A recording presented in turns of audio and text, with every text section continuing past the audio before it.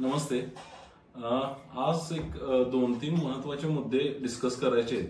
त्यातला current market scenario याच्यावर सुद्धा चर्चा करायची आहे.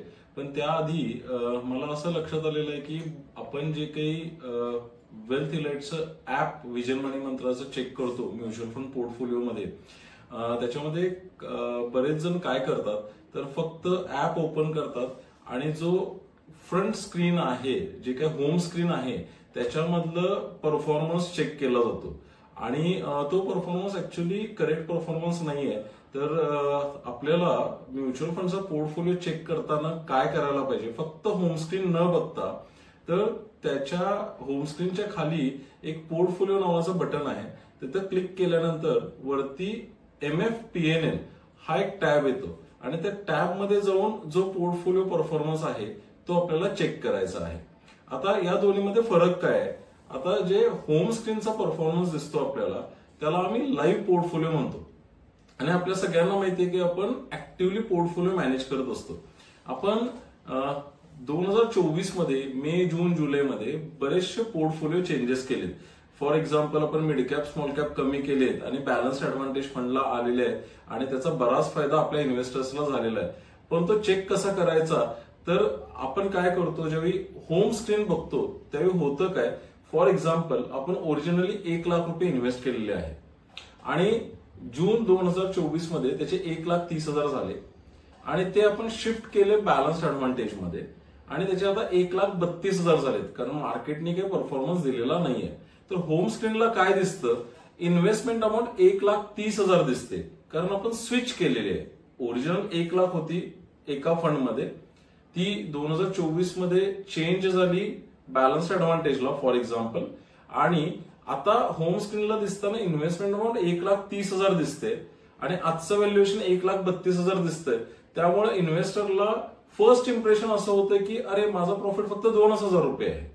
पण ऍक्च्युअली आपला प्रॉफिट काय आहे, तर ओरिजिनल इन्व्हेस्ट केलेली 1 लाख रुपयाची अमाऊंट आणि आजचं व्हॅल्युएशन 1,32,000. आणि हे चेक करायचं जर असेल तर मी जसं म्हटलं की होम स्क्रीनला न बघता होम स्क्रीनच्या खाली एक पोर्टफोलिओ नावाचं बटन आहे, त्याच्यावरती क्लिक करायचं आणि वरती आपल्याला MFPNL नावाचा एक टॅब येतो. तिथं क्लिक केल्यानंतर त्याच्यामध्ये आपण आजपर्यंत इन्व्हेस्ट किती केलेत, रिडम्पशन किती केलेलं आहे, नेट इन्व्हेस्टमेंट किती आहे, आजचं व्हॅल्युएशन किती आहे आणि आजपर्यंतचा सुरुवातीपासून, म्हणजे जर आपण 5 वर्षापासून इन्व्हेस्ट करत असू तर तेव्हापासूनचा आजपर्यंतचा आपला अॅन्युअलाइज रिटर्न XIRR किंवा CAGR काय आहे हा कळतो. तर हा एक महत्वाचा अपडेट द्यायचा होता. आता बरेच जण म्हणतात मग डायरेक्टली PNL दिसणार नाही का वगैरे, तर आम्ही ऑलरेडी ऍप डेव्हलपरशी कम्युनिकेट केलेलं आहे. पण आता तरी आपल्याला मॅन्युअलीच PNL चेक करायला लागेल. और तुम्ही सिंपल आहे, तुमचे जे RM आहेत त्यांना फक्त एक व्हॉट्सअप मेसेज टाका की तुमचा करंट स्टेटस ऑफ पोर्टफोलिओ पाठवून द्या. कारण ज्यावेळी मार्केटमध्ये अशी व्हॉलॅटिलिटी येते आणि आपण ऑलरेडी त्याच्यासाठी करेक्टिव्ह ऍक्शन घेतलेले आहेत, म्हणजे जरी मार्केट 15-20% खाली आलेलं असलं तरी आपले कुणाचेही पोर्टफोलिओ एवढे खाली आलेले नाहीयेत. पण हे समजणार कसं, तर आपल्याला ऍटलिस्ट रिपोर्टिंग तरी प्रॉपर चेक करता यायला पाहिजे. त्यासाठी आपलं ऍप कसं वापरायचं यासाठी हा पहिला महत्वाचा पार्ट होता.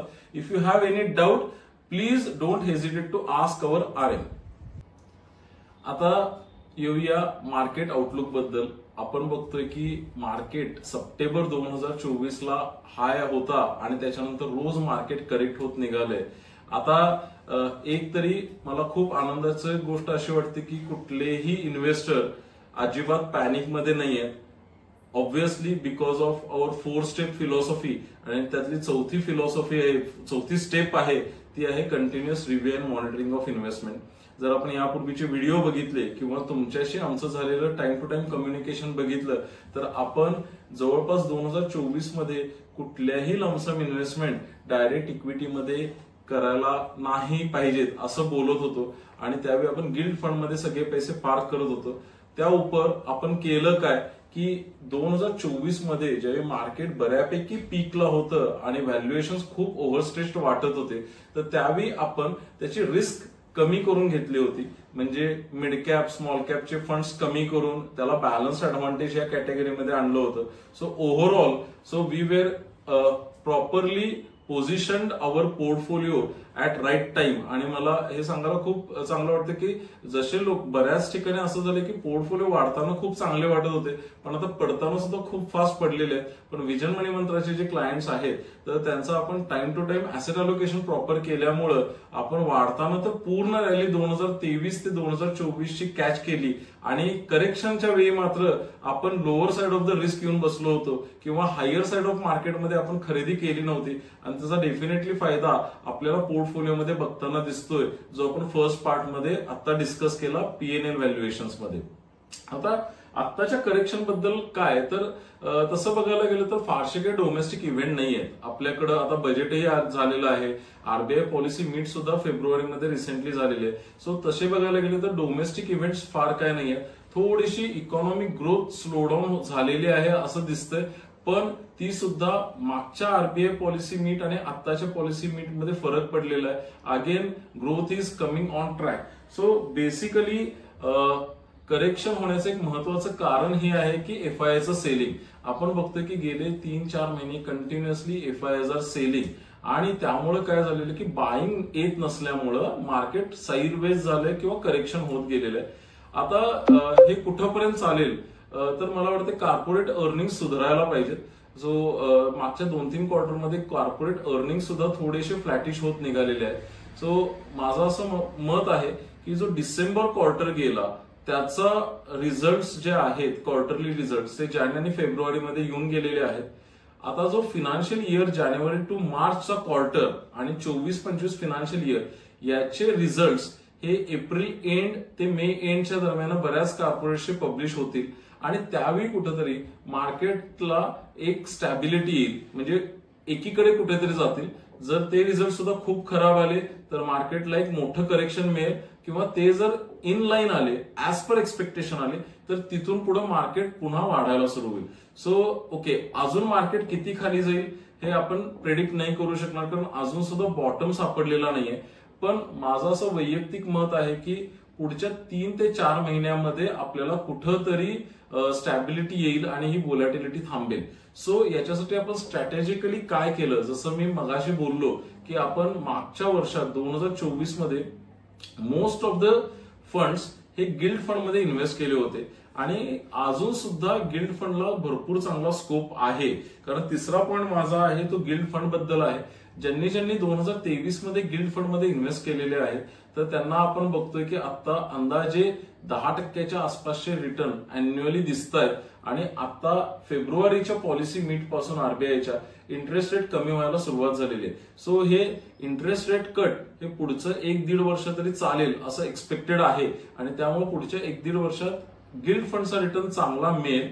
ज्यांचे गिल्ड फंड 2024 किंवा 2023 एंडला इन्व्हेस्ट झाले कदाचित तिथं अजून रिटर्न्स 9-10% दिसत नसतील, थोडेसे कमी दिसत आहेत कारण इंटरेस्ट रेट कट व्हायला खूप लेट केलं आरबीआयनं.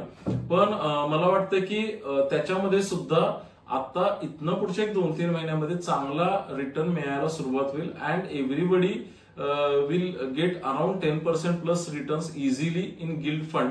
सो आता अपॉर्च्युनिटी काय आता दोन्हीकडे अपॉर्च्युनिटी आहे.